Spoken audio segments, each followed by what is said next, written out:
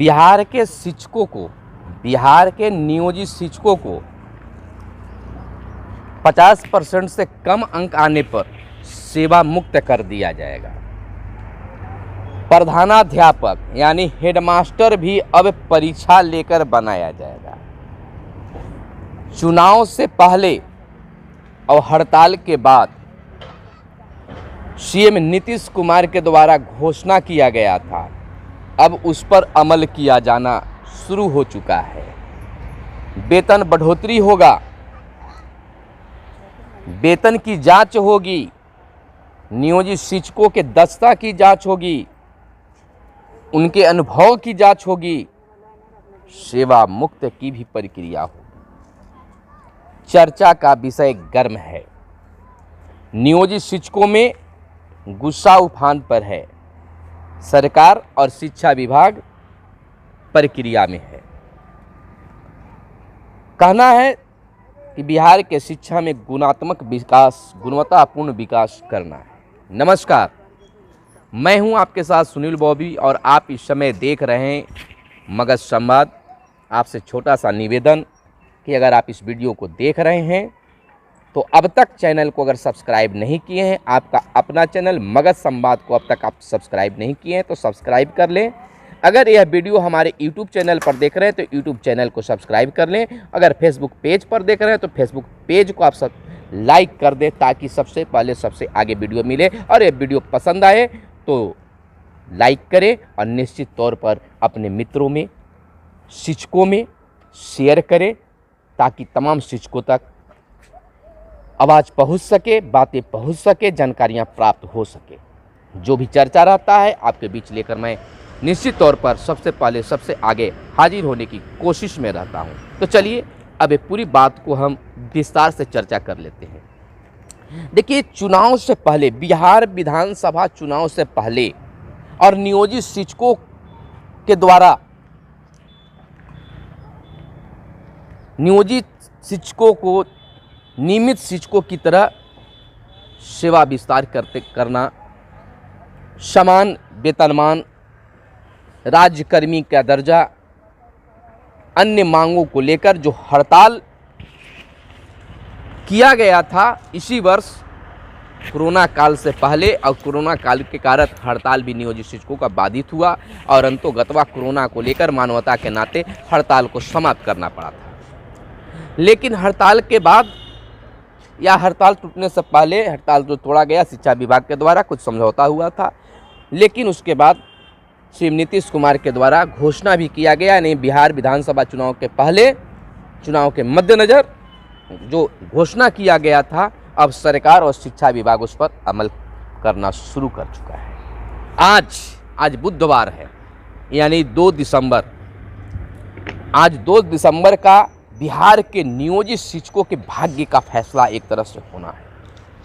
भाग्य का फैसला इसलिए कह रहे हैं कि पिछले एक सप्ताह से एक चर्चा नियोजित शिक्षकों में बना हुआ था। कई पोस्ट प्रसारित हो रहे थे कि बिहार के नियोजित शिक्षकों को एक बार उनके दक्षता का, अनुभव का एक परीक्षा फिर से होने जा रहा है। उस परीक्षा के बाद नियोजित शिक्षकों को प्रोन्नति दिया जाएगा। लेकिन उसमें यह खास चर्चा की जा रही थी कि जो 100% का, 100% का जो परीक्षा होगा, जिनको 75% से ज़्यादा मार्क्स आएंगे उनको प्रोन्नति मिलेगा, यानी हेडमास्टर बनाया जाएगा। चलिए, खुशी हुआ। लेकिन उसी में एक और चर्चा प्रवाहित हो रहा था, प्रसारित हो रहा था कि अगर जिनको 50% से कम अंक आएंगे वैसे नियोजित शिक्षकों को सेवा मुक्त कर दिया जाएगा। वाह साहेब, नियोजित शिक्षक शिक्षा मित्र से नियोजित शिक्षक बना दिए, 1500 से आज यहाँ तक पहुँचाए और करीब 15 से 20 साल लोग ड्यूटी कर लिए। आधा से बेसी अपनी उम्र का पड़ाव पार कर चुके हैं और आप सेवा मुक्त करने की बात करते हैं। शिक्षकों में काफ़ी गुस्सा बना। यह बात शिक्षा विभाग तक पहुंच गई और आज बुधवार को एक अहम बैठक इस परीक्षा को लेकर और प्रोन्नति को लेकर होना है।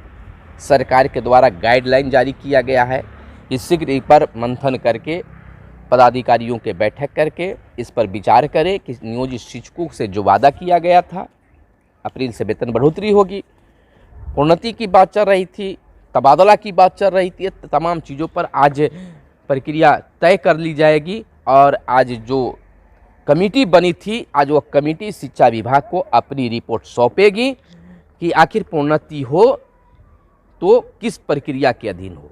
क्या नियोजित शिक्षकों को फिर से एक परीक्षा लिया जाए या उनके अनुभव पर प्रोन्नति दिया जाए या कोई और प्रक्रिया को तय किया जाए। आज इन्हीं 3 बातों को लेकर परीक्षा लिया जाए, अनुभव के आधार पर दिया जाए या फिर कोई और प्रक्रिया तय की जाए। इन प्रक्रियाओं को लेकर आज शिक्षा विभाग के उच्च पदाधिकारियों की, उच्च अधिकारियों की एक खास बैठक होनी है। इसलिए कह रहे हैं कि आज नियोजित शिक्षकों की भाग्य की फैसला है कि आज वहाँ क्या होता है। परीक्षा लेकर, अगर विभागीय परीक्षा लेकर प्रोन्नति भी दिया जाता है तो कुछ खास नहीं दिया जाएगा, लोग देंगे, उसके लिए लोग पीछे नहीं हट रहे हैं। परीक्षा देना है, देंगे प्रोन्नति भी। हर विभाग में यह परीक्षा होती है, विभागीय परीक्षा होती है, उनको प्रमोशन मिलता है।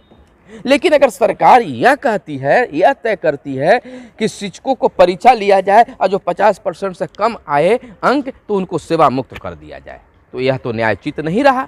लोग कोर्ट जाएंगे, कोर्ट धरेंगे। और दूसरी बात मैं कह दूं, जो नियोजित शिक्षक कह रहे हैं कि अगर सरकार ऐसा कर रही है कि सेवा मुक्त कर देंगे तो उसके लिए एक और तो उसमें जोड़ना चाहिए था कि अगर उनको सेवा मुक्त कर दिया जाए और जो शिक्षक 75% से ज़्यादा अंक लाएंगे उनको प्रोन्नति दिया जाए, तो वैसे प्रोन्नति दीजिए जो नियमित शिक्षकों को मिलता है, पूर्ण वेतन मान देकर उनको प्रोन्नति, इस बात को भी जोड़ना चाहिए था। लेकिन ऐसी बातें नहीं होनी चाहिए।